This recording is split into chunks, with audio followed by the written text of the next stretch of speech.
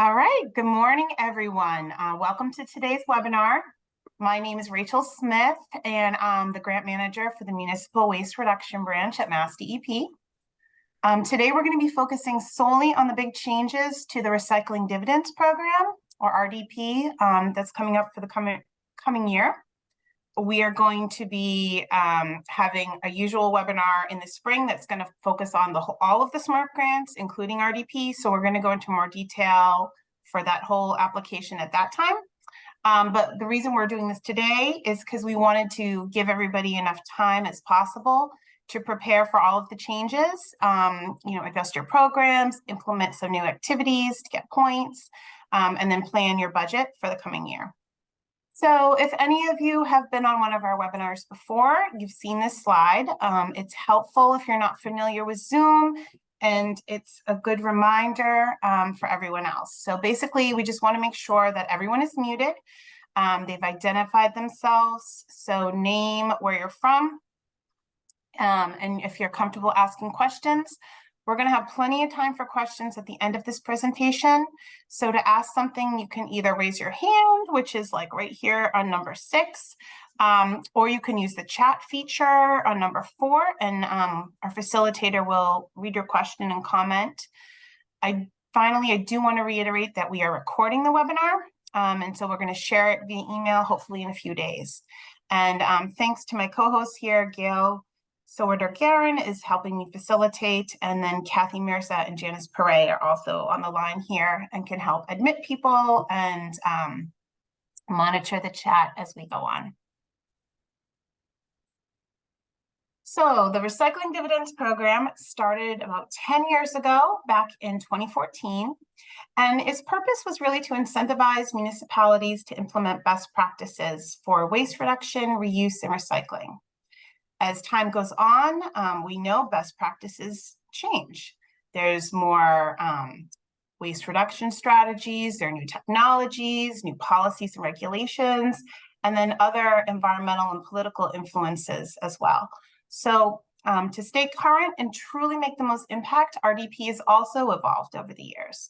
And so this is reflected in some of the more recent changes we've made with the introduction of categories like reuse, diversity, equity, and inclusion, and the management of textiles and mattresses.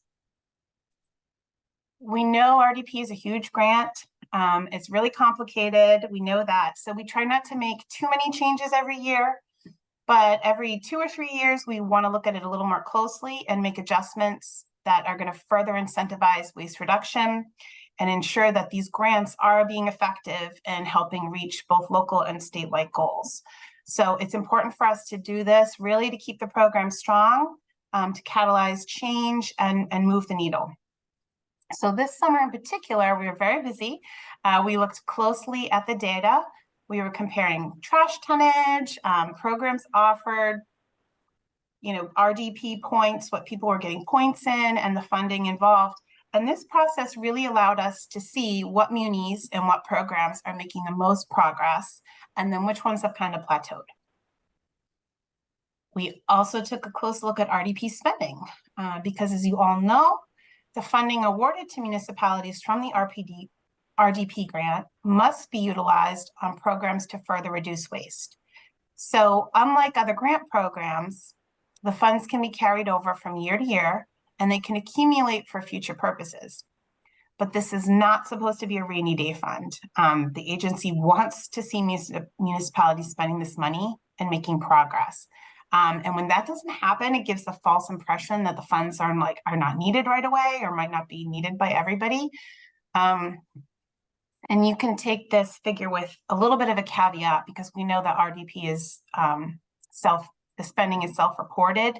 And we know not every municipality has a dedicated account, so it might not be 100% accurate. But what we do know is at the end of 2022, before we even awarded the most recent round of funding, there was more than $7 million from RDP sitting in municipal accounts. And this is out of about 21 million that we've awarded since the inception. So really like a third of the funds haven't really been accounted for yet. So please spend your RDP money. And then in full transparency, when we're talking about money, I do want to address our current budget situation and what's at the state level, because this influences not only the SMRP grants and the RDP grant programs, but our other programs that are offered by MassDEP. And that includes the Municipal Assistance Coordinators, our MACs. It includes the Recycle Smart program, and then other grants that we offer for businesses and nonprofits. So I'm not going to get too far into the weeds with this, but it's important to know that these funding sources do fluctuate.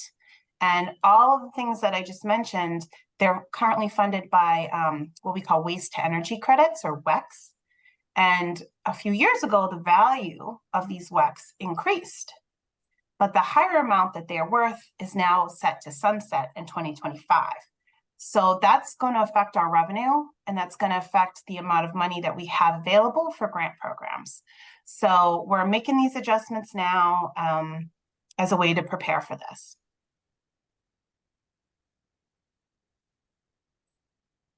So here's a brief summary of some of the adjustments we're making for the current year. The RDP sections on the left are mostly staying the same. And I say mostly for these categories because while the various options and point values associated with the options under here are not changing for spring 24 cycle, we did edit some of the text, mainly to provide more context or clarity. In turn, that's going to provide better understanding and accuracy for the municipality, and it's also going to be easier for the MassDEP staff that's going to be conducting evaluations.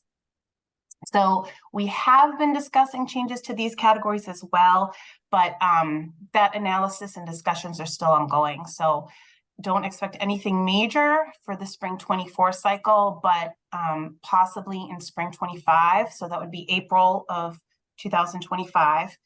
And our hope is that we'll be able to release those details this summer. So we're going to get through this round of changes to 2024, and then municipalities should have like a full year after that to implement any other changes or enhancements that will help them for the 2025 cycle. Now for the upcoming grant cycle in spring 2024, which is what we're focusing on today, these following four RDP categories right on the right of this slide, they have some major changes that are going to affect, they may affect points total, specific category eligibility. But again, please keep in mind the overall goal for MassDEP by making these changes is to ensure that we can continue to support the SMRP grant program. We can meet our waste reduction priorities while also keeping a balanced budget. So I'm going to go through these sections one by one. So the bulky items collection category, it's received a major overhaul for the coming year.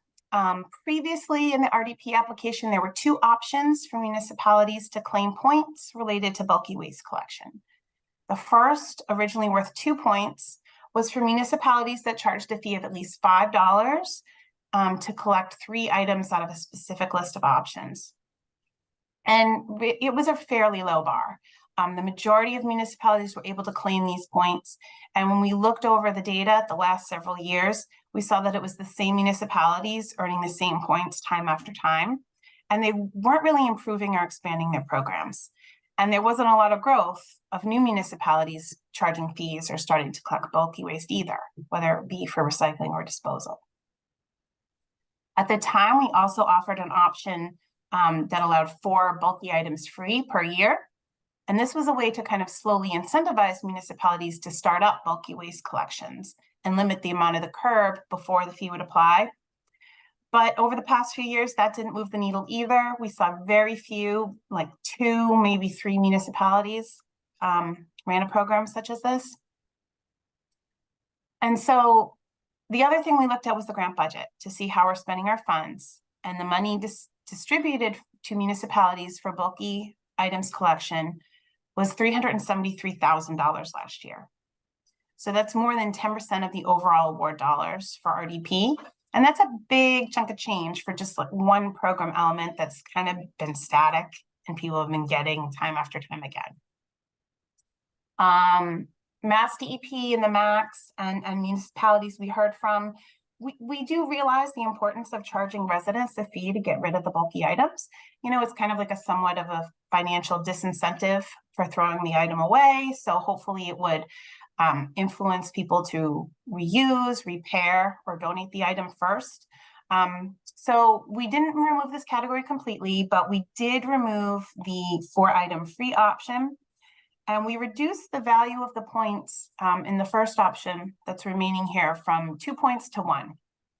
So theoretically, having the funds that are going to be awarded for this specific activity going forward, but still kind of recognizing the positive impact, incentivizing municipalities to continue with this program, or start to implement fees if they don't already. I do want to quickly mention here that the list of bulky items that MassDEP identifies in the guidelines is very specific. We call out upholstered and wooden furniture, toilets, sinks, and carpet. Mattresses are no longer listed in the bulky category because the ban requires that they can be recycled as much as possible. And the reason we call it the other items listed here is because they're not banned from disposal, they're not hazardous, but they are large and bulky. We also want to distinguish between the types of materials that are called out in the charm section of RDP. So basically avoid any double counting between the items in the bulky category and the charm category that the municipality might be collecting as well. So speaking of charm, MassDEP realized that we wanted to revamp this section as well. But rather than take a complete overhaul, we're going to take this one step at a time. So for spring 2024, we're keeping the point options the same. It's going to be 1 to 2 points, depending on how often the charm is open and accessible. And we're also keeping the number of items that a municipality needs to qualify as a charm at 8. We did, however, change the value of mattresses. Whereas previously they counted as 3 separate items, now they're just recognized as 1. With the waistband regulation, mattress collection is now much more common. And if a municipality isn't doing a program themselves, residents can call a variety of mattress recycling vendors, junk removal companies, and other independent haulers to pick up. So it really wasn't worth 3, but it is still included here in the charm. A new requirement for spring 24 is that a municipality claiming these points must list their charm site on MassDEP's Beyond the Bin directory. This is something that we've been encouraging for years. And it's really important because the whole part, it's part of making these programs available and accessible to residents. If you have fees or your resident or, the person must be a resident, show proof of residency to drop off the items, that's fine. You can include those details. But they need to know about this. They need to know about this opportunity. And one way that we want to see that happen is through Beyond the Bin. And then finally, I will mention that we also adjusted the guidelines this year to recognize that in some instances, it doesn't make sense to have all charm materials at one single location. So as long as the collections of the various items are within the same geographic area, they'll be considered part of the same charm. So examples could be like a book collection bin or a textile bin located at the school. That's okay. Doesn't have to also be at the transfer station. We do expect some more changes to this category for spring 2025. So some of these I'm going to briefly mention at the end of the webinar. Some of them we're still kind of working through and deciding how it's going to look, but we definitely will have this tied up by the summer. A couple of years ago, this category, curbside recycling regulations, this was completely revamped. Separate categories were combined into one section as a way to group similar policies and initiatives together. And while it does make a lot of sense, it also has ended up with kind of a lot of confusion. This is the RDP section that most municipalities choose the wrong option, or they choose an option, but they don't qualify at all. We know we need to work on this section more, But again, we're kind of taking it slowly, and we're going to implement some smaller changes for this immediate cycle. The first change includes simplifying the options for private hauler regulations. So for spring 24, we combine the options for the adoption of comprehensive private hauler regulations, and they were previously listed in the section as separate options. So municipalities get 1 point for adopting private hauler regs, no matter whether they use MassDEP's best practices template or they come up with their own, as long as they meet these 3 requirements in the bullet list. And so we found that municipalities were constantly confused with the distinction, and there was a disagreement or kind of miscommunication over like how closely they needed to resemble our best practices document, how much a municipality could change the text before it looked like its own document. So this all really contributed to the evaluation process being long and cumbersome. Ultimately, we really just want to strive for fairness and consistency. So if the regulation is getting the job done, then that's what matters. It doesn't really matter that you copied our language word for word from the template. And after looking at the data, we saw that most municipalities actually did not, use our template. Their local council probably preferred to use, their own text, and they just kind of altered the text slightly to better suit their town needs. So, like last year, I looked at the data, like 10 municipalities used MassDEP's template versus like 20 developed their own that met these 3 bullets. So I still encourage you to use the template because we think it will help you if you're new to this and developing private hauler regulations, but we're not going to give you special treatment for following it exactly. In the same vein and striving for consistency, we made enforcement of private hauler regulations a maximum of 3 points, where it used to be 3 or 4, depending on the template used for the regulation. So very few municipalities are getting this point at all for enforcement. We want to see more. So beginning in the spring 25 cycle, so April 2025, we're going to start turning our focus on enforcement. So municipalities will be able to claim the adoption point up to 3 years in a row. But then after a regulation has been on the books for 3 years, we really want to see the municipality enforcing it. So we're going to start tracking that and, hoping that municipalities take that next step. And finally, I think the biggest change that we have implemented for the spring 2024 cycle is the removal of the yard waste category as a specific category in RDP. As a reminder, MassDEP has implemented waste bans since the 1990s. And now there's 15 materials that are banned from disposal in a landfill or incinerator. Yard waste was an early addition to the waste ban regulations, so it's now been in place for 32 years. In the definition, yard waste includes grass clippings, weeds, garden materials, shrubs, brush, things like that. We do survey municipalities annually, and we ask about their yard waste collection programs. Of the municipalities that report to MassDEP, more than 70% have some kind of program in place to collect yard waste. And this could be the curbside collection of leaf bags, drop off at a local transfer station, or a combination of these programs.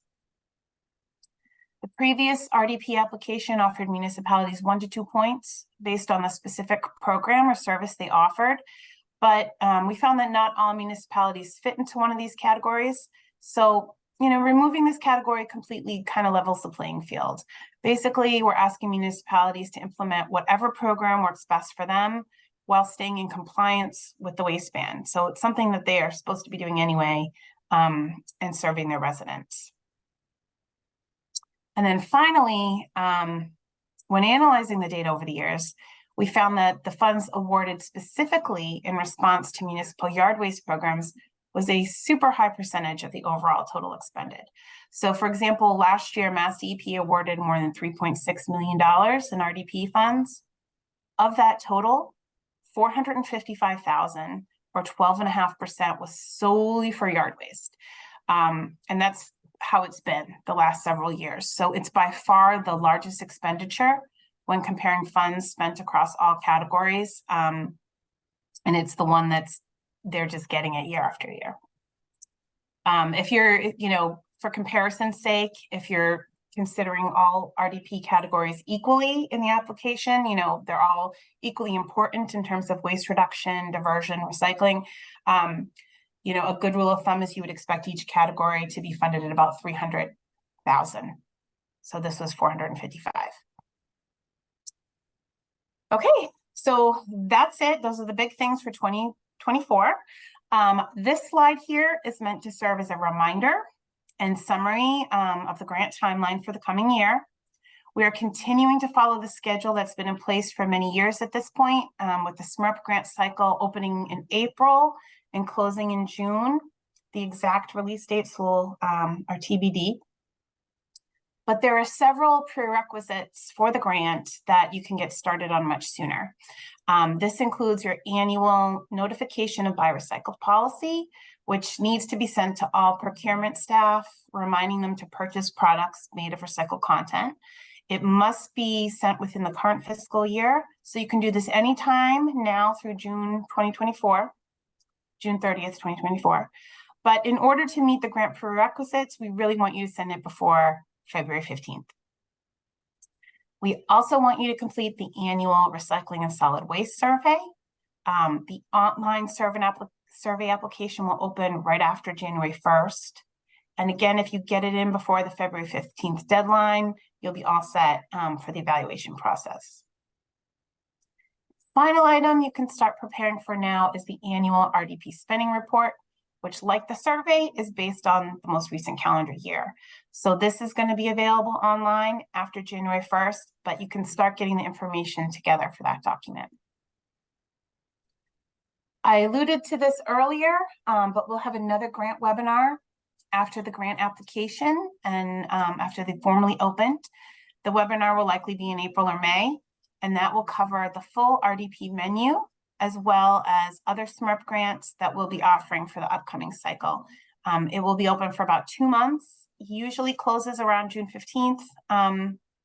MassDEP then uses the time over the summer to review the applications, to verify the information that's being claimed, and to make award recommendations. We don't have a specific date for the awards to be announced, but usually you can expect it sometime in the fall. And now this slide has links to all of the supporting materials that you're going to need for the spring 24 RDP grant. The details document, which is sometimes referred to as the guidelines, the worksheet, they are complete. They've been posted on our website as of this morning. Gail will put them in the chat, but we will also send them out via email as well after this webinar. I encourage you to download the documents now, give them a look over. This will give you a full 6 months from when the RDP application is due to review the material, understand the changes we've made to this cycle, implement any programs or initiatives in response to these changes.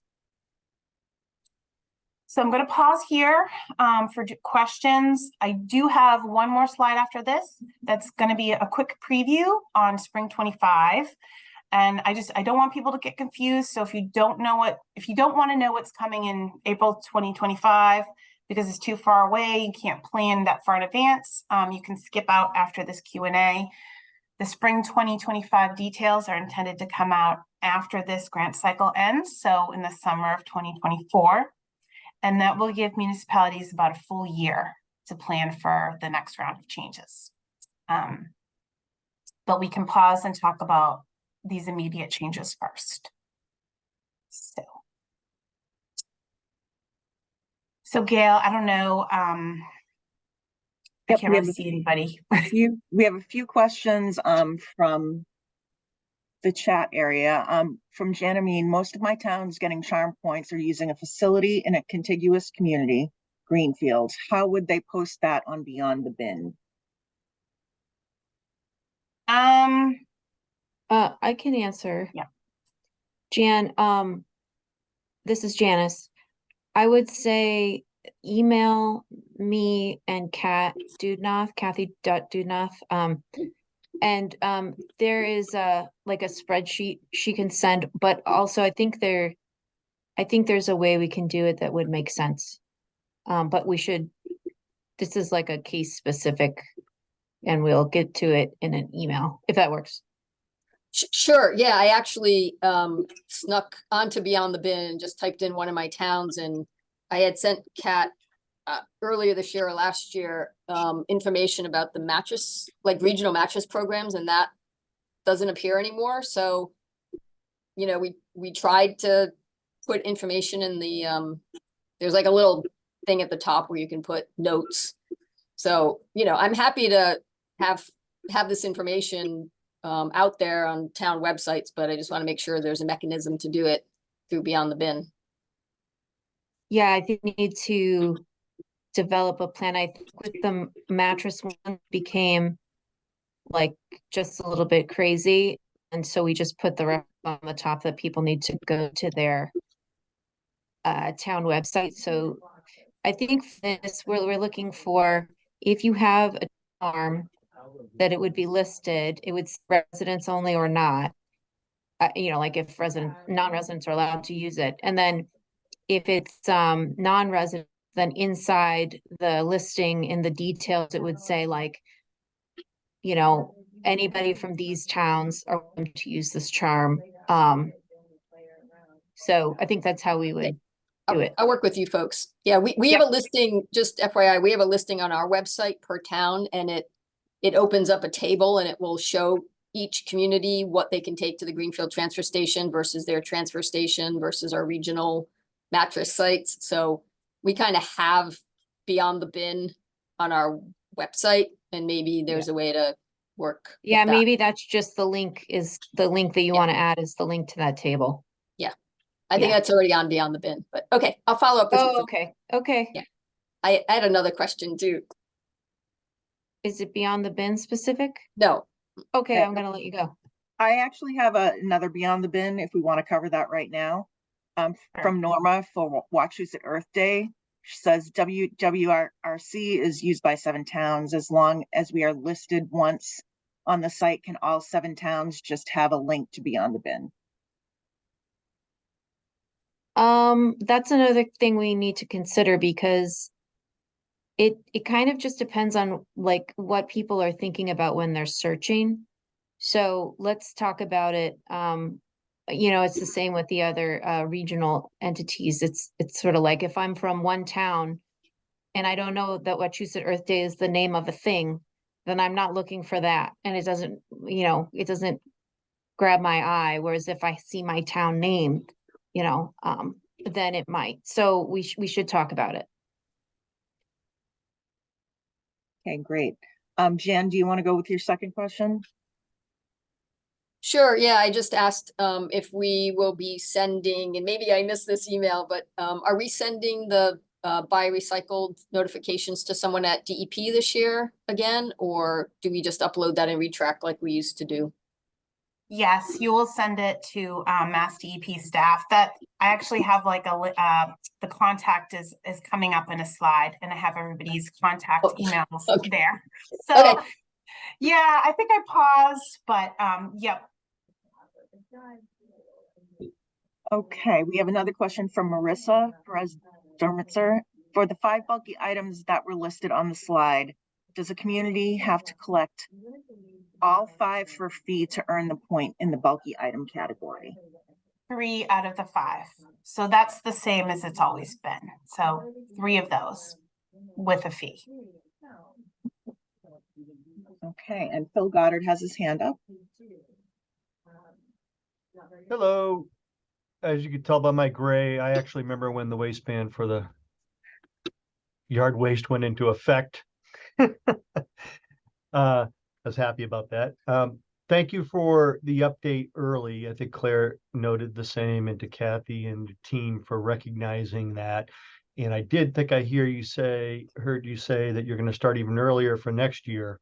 So if you look at it just from a common sense perspective, having it in the summer at the beginning of the fiscal year, so we have the whole year, just makes sense. And my suggestion on that is to maybe, so with this fiscal year, it ends in June 15th. I would ask that you consider extending that to the first week of July for the simple reason, is an example, outreach. I think, sometimes you have to have an article published, and sometimes we forget, and you're scrambling to get it in the paper at the end of June, and you're hoping it's going to show up, and you're taking a risk by putting in by June 15th, but the paper may not be published till the next week.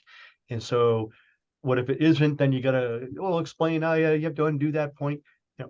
It just seems that you would give us the entire fiscal year to complete what you're asking us to do during the fiscal year. So you're 2 weeks short. So if that could be possibly extended to July, if you can't this year, I get it, but you see my point. And obviously just have some leniency. Yes. So, yep, these are And it suggestions. Yep. It does say that in the guidelines, we did specifically say that programs or activities can be between July 1, 2023 and June 30, 2024. So if it comes out, if the newspaper article comes out like on June 20th, even though you submitted the application, and we can see that, that's fine. I know, but what if it doesn't? So that's what I'm saying. You Oh, so sometimes it you comes take out a, like July 15th? no, you submit an article, you think it's going to get picked up, so you claim the point, but then it doesn't get published, and now you got to undo the point because Oh, I don't see. know that it's actually going to get published. So sometimes it's I submitted it, and you're not sure if they're going to accept it. So it's a scenario where you're claiming a point and it doesn't actually happen because you need the proof. So it's a rare thing, but you see my point. That may come up with some other nuances other people may have. The last suggestion that I may make, if I could, and this is, thank you for your indulgence here, is you took away yard waste, but I think if you divert the resources to food waste, maybe you've been thinking about that.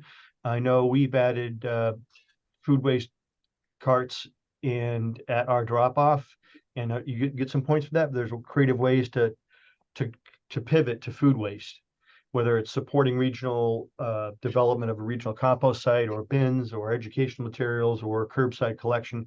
I would just suggest that. So those are, I think you're moving in the right direction. Thank you, Kathy, for listening on all that stuff. I know you guys are, but as Claire said, it really helps us to know early. The last thing I'll say is that if you have examples of successful implementation of criteria, success stories along the way for each category, if you send those out like in a newsletter fashion during the fiscal year, we can see examples of what works in other communities rather than what, I'll confess, you're in May or June scrambling to figure out what to do sometimes. So hope that helps everybody. Thank you for listening. Thank you. Okay, Louis Fazen has his hand up. Yes, thank you. Can you hear me okay? Yes. Okay. I don't, this is my first time to log in, and thank you, Rachel, for helping me with this. We're looking at best practices for reduce, reuse, recycle. And actually, my question is just a little more general. I do get the point on this particular project, but are there some good sites, for education, motivation, what kinds of plastic bags, all kinds of other things that local municipalities might do besides this particular program? So the Recycle Smart program, the URL is recyclesmartma.org. I would say that has a partner spotlight. It highlights examples of what other municipalities have done. So that's really great. It has lots of outreach material. Janice is our Recycle Smart lead, so she could probably talk it up more than I can right now, but you should bookmark that site if you haven't already. Recyclesmart.ma.org. No, recyclesmartma.org. Recyclesmart. Can you put it in, maybe Yeah. Gail can put it in the chat. I just did. Okay, I'll be in the chat. Thank you so Awesome. much. Okay, and Janice just put another Yes, thank you. I link in appreciate the that. chat as well. Great. Appreciate it. Thank you. Okay. Liz Antanovica has a question. Good morning. I just have a clarifying question about CHARM. So Bedford has been working pretty diligently toward hitting the criteria for CHARM. Our CHARM facility is open. The minimum, it's actually open twice a week, every week, all year. So it's much more than 12 times a year. My question is, I have roughly 6 months now between January and July. If I were to add a new category, I actually am too short. If I added those two new categories, say one in January and one in June, because I don't want to stress out my staff, would that qualify? Is it the charm has to be open at least 6 times in the year, even if I added, say, the 8th category late in that year? Would that still work? Yes, I think we can offer some flexibility with that. It's because it's not like you're gonna have it for those 6 months and then take it away. Like, Right. the idea is that you're gonna have it, it's gonna be in place. So I don't really ever evaluate that category, but my guidance to my staff that would be that's okay. Okay. Yeah, we've just been trying to build in a sustainable way. And we Yeah. find that, every 6 months is about as fast as we can move to make Yeah. sure that the staff is on board and the residents bring us the right stuff. And I don't want to push that too fast just to meet these guidelines and then end up with a contamination problem on the back end. Makes sense. Thank you. Thanks. Okay, I think we have one more question that Okay. Kathy answered in the chat, but it might be helpful to have others hear it too, if Kathy wants to respond. In what year will the WEC funding sunset be felt due to the lag in WEC generation to their sale? Are alternative funding sources being sought? Will any of the additional appropriations in state budget be allocated for RDP when WEC's sunset? Hi, were Kathy. you, hi, were you able to see the response in there by chance? Yes, Okay. I didn't know if you wanted to respond yourself, Kathy. Oh, sure. I will, happy to share with the whole group. This was something that Claire asked, which is a really good question. But my understanding is that there is typically a lag time between the time when the funding sunsets and when DEP bears the impact. So part of what we're doing now is in anticipation of a reduction that very well could occur. It's not 100% certain. And part of that is out of our hands because when there's something called the alternative compliance payment. And so if entities, an electricity supplier is not meeting their, required purchases through the renewable portfolio standard. I didn't want to take you all down into the weeds too much, but if they don't meet their requirements, then they would pay an alternative compliance payment, which was raised a couple of years ago. So that kind of lifted all the funds that we get back as a result through the purchase of these waste energy credits. Some changes will occur in that in 2025. Much of this is well above my level to explain, but if there was an opportunity, and this would be the legislature to come back and actually extend it further at this higher rate of alternative compliance payment, then we would continue to see funds or expect to at a similar level as we have now. It's just that it's uncertain. And we have to plan. We've been told to plan the budget for this grant accordingly with the assumption that we may be losing some of that funding. I hope that helps. It's kind of complicated.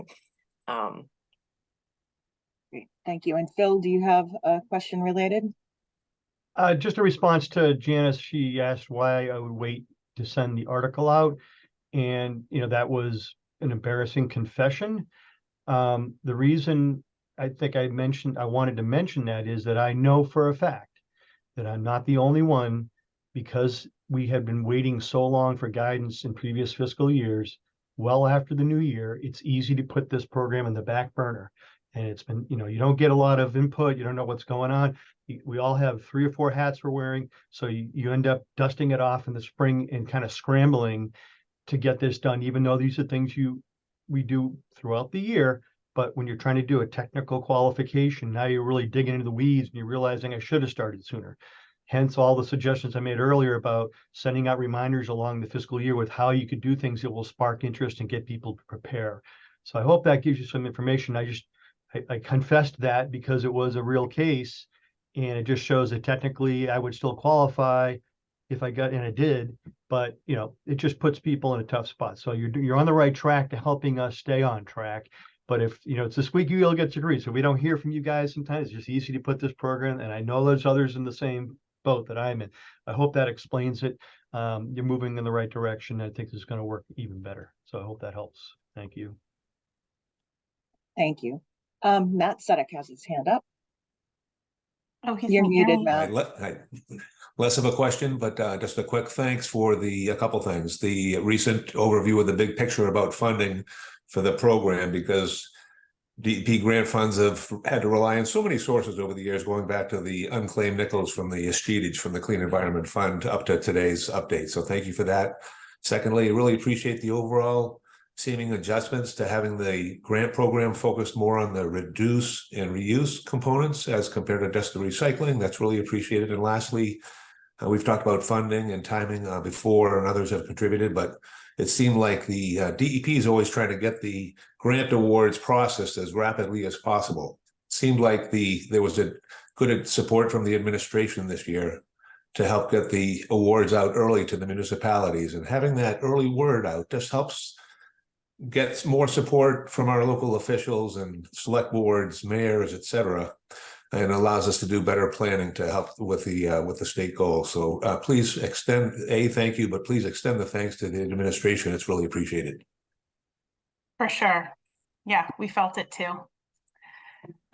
Okay, so I have like 2 more slides. I just want to go I have through one real more quick. question. One Oh, more clarifying sorry. question. Okay, Um, clarifying. from Jean Nauman, please clarify if we are talking calendar year or fiscal year. People seem to be talking both. So for the RDP application, it's based on fiscal year. So activities from July 1, 2023 to June 30th, 2024. When you do your surveys, which are a prerequisite, that's based on like a calendar year. And same with your RDP spending report, that's like a survey. That's a prerequisite that's based on calendar year. So yes, it is somewhat confusing. That's just the way it has, it's kind of been done. But I have like 15 minutes left and I just have like 2 slides here. So I'm going to fast forward slightly. These are some of the major changes to the RDP categories that the group has discussed and that we plan to implement for spring 2025 RDP grant cycle. So April 2025.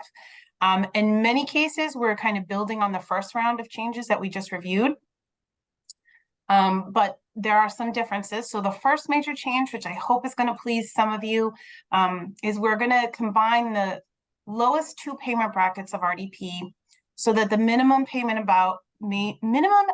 amount will be set at $420 for the basic level, 1 to 9 points, or $600 per point for the advanced level, so municipalities that earn more than 10 points. So this is a departure from the current system, which is still in effect for this year. So same right now, but where it separates like 0 to less than 2,000 population, and then municipalities 2,000 to 4,099. So we're just combining it. It will be 0 to 4,099. They get a little bump in the point value. We're also going to start requiring that RDP funds are placed in a dedicated account. So this is something that we've always recommended. And when looking at our survey data, the vast majority of municipalities already do this. They already have it in place. But a few do not, and instead their RDP funds might get lumped into like a general fund or an operating budget, and it can make it really difficult for the municipality to actually be able to access and spend that money.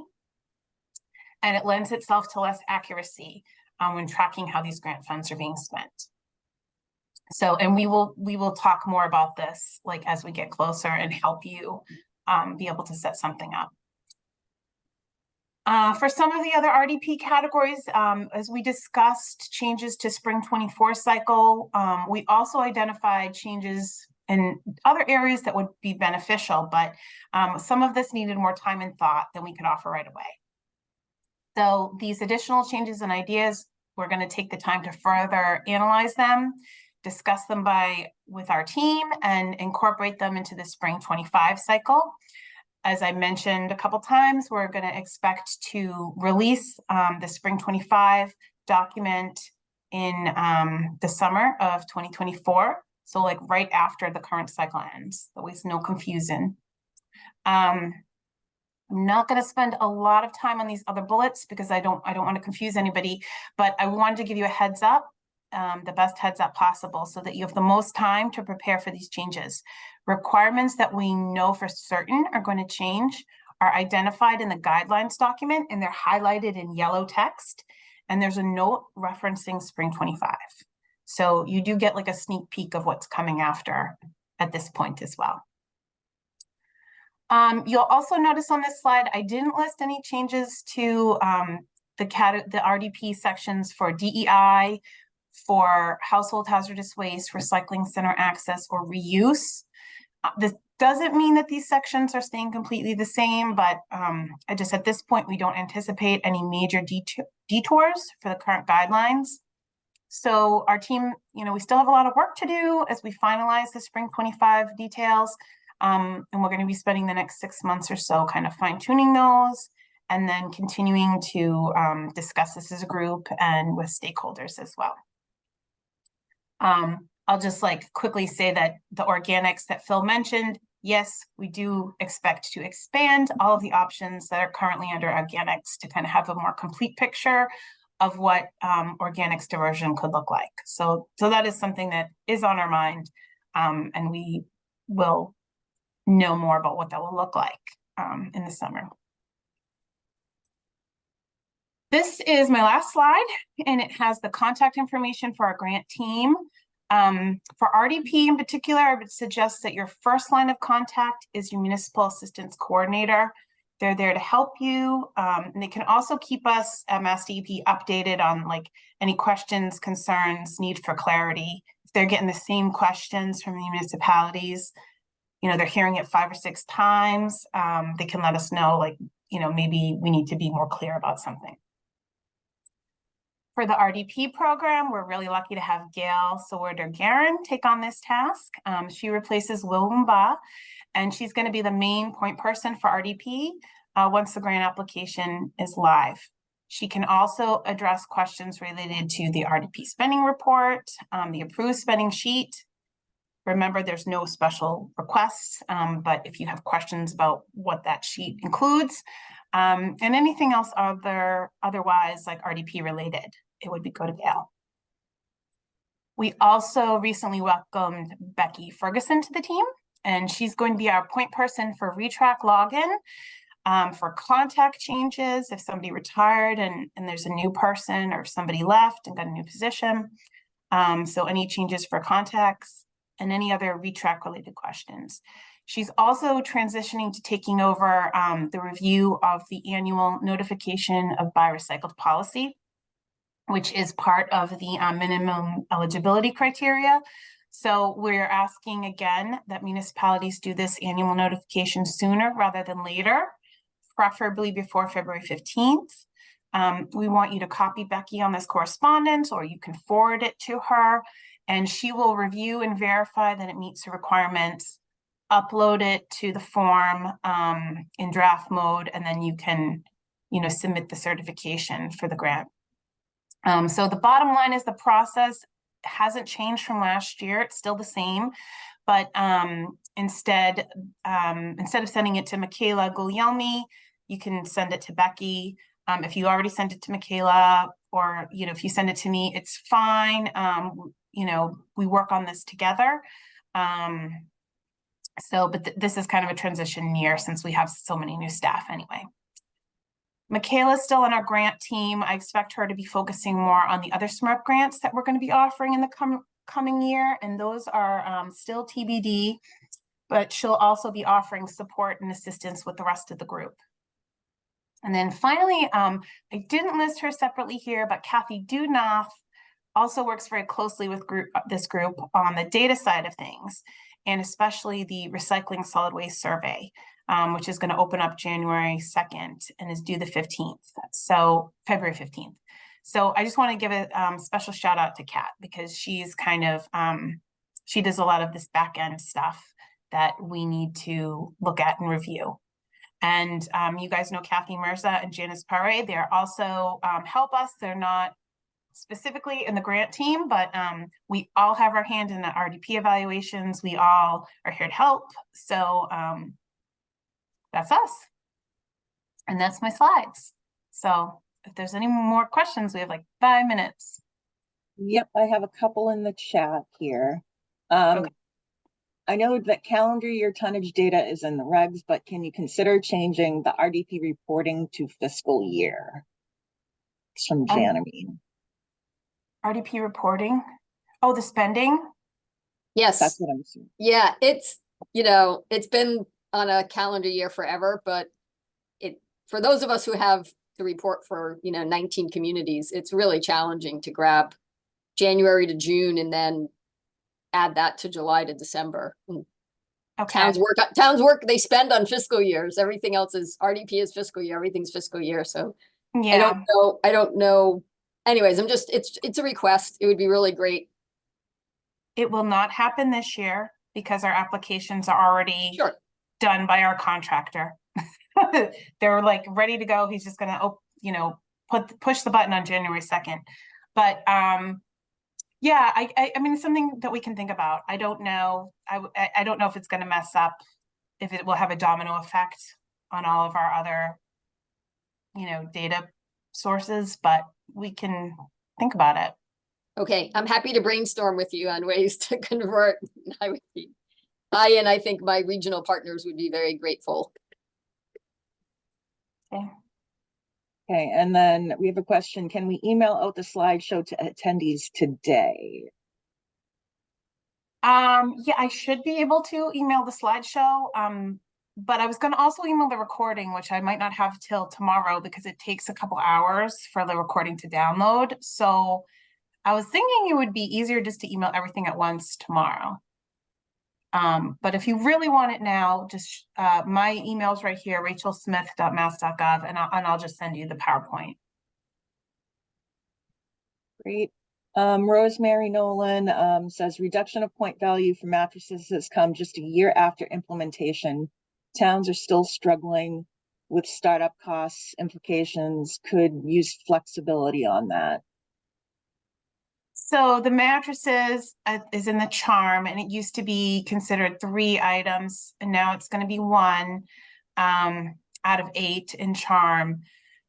So, I mean, I guess my feeling is we looked at who this would affect, and it was like 2 municipalities. So, hopefully it's not a big change, and hopefully you can, pick something up to replace that 3 worth of points in mattresses. RDP money can totally be used to pay for this startup costs and the ongoing maintenance cost of a mattress collection program. And we know that there's $7 million sitting out there somewhere, maybe not in your particular community, but really that's a great use of the funds. So I try to be flexible when possible, but some things it's just, at some point, we really just gotta kind of move forward. Sorry. Okay, and we got requests for Recycle Smart MA and Beyond the Bin links again, so I've just put those in. Okay. Can you keep us up to date regarding funding so that we can let our leadership and elected officials know to help with solutions? I don't know, Kathy, if you want to expand on that. I mean, I tried to be as transparent as possible with the funding this year, and I think like it was, but there's so much, I guess I don't know still. That's what I'm talking about. Is that Kathy saying it's above her pay grade and may require legislative action. So the staff I know cannot advocate for such policy changes. Yeah. So if you keep us informed, though, if we don't know what's going on, we can't bring to bear our political resources to find solutions that will help the town. So if there's a way to do that without putting the staff in an awkward, maybe it comes from the highest level of DP. We need to talk to the commissioner But if you could bring that message back up, I think we would all be very disappointed if it just faded away. Like, oh, well, you know, Yeah. legislator didn't think it was a priority and we could have helped. That's what I'm talking about. So I think you get the Uh, idea. Thank you. Understood, and thank you for sharing that. And yeah, I appreciate that many of you know the delicacy of our role in that space and what we, you know, how we can direct some of our communications internally. So what we can do though is, by all means, Phil, is keep tabs as best as we're able up the chain about opportunities and timing for things, and then let folks know. And then if any of you, you know, choose to take action and reach out, that's certainly your choice, but we'll do our best to share. And as you can see, we're really trying to get our hands around details and transparency and letting you know the reasoning behind some of the choices that we're making and the changes. They won't always please everybody, but we just want you to know where it's coming from, the why, and to keep you all in the loop, because you're doing the work. That's where the rubber meets the road, is what all the municipalities are doing. So we appreciate your input, and we'll keep you in the loop. Thanks. Okay, we have one more question here from Michael Orr. For 2025, I saw that it will be required that Beyond the Bin, Recyclopedia, etc. needs to be on websites. Does that mean our municipality's personal Recyclopedia doesn't qualify? Something comparable. So Cambridge will be okay the way it's written. But yeah, and I do envision as we get closer to that cycle, that we could have a tutorial to show people like exactly what we're talking about and how to do that. So that's kind of on my list of things that I want to work on as well. And Janice has a comment. Sorry, I do. Yeah, if you have a Recyclopedia through a trash app, then that is sufficient, as long as your list of recyclable materials jives with Recycle Smart. And if you are using them, you can always ask the trash app that you're using to use our list as a default. And they can come to me if they don't have that. We use Recollect, they have it. Other ones may not, but they can always come to me to get it.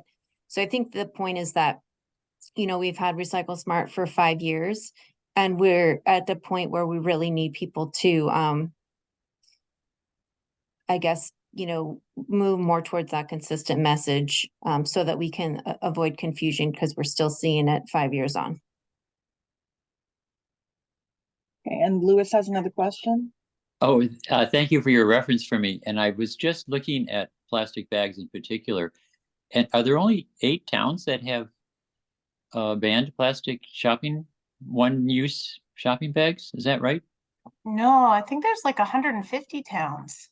Okay, 150. Okay, I misread Aren't it then. There's Something a like lot. that. There's a lot. There's a lot. Okay, thank you. Thank you, Rachel. Okay, so I think it's just after 11. So I think we're going to end this webinar. And as I said, I'm going to share the slides, the recording, links to our guidance documents. Our contact information is here. We'll talk to you in April again, if not before. I think that's it. I don't know if anybody else has anything else to say. Kathy, we're good? I think we're all good. Thank you all, and happy holidays. And of course, read through the new guidelines, because there's a lot in there, and the changes are highlighted clearly, and they jump out to you. And reach out to your Max and to any of us with questions you have. But thank you all. Thank you. Thank you. Happy holidays. Thanks, Rachel. Bye, all.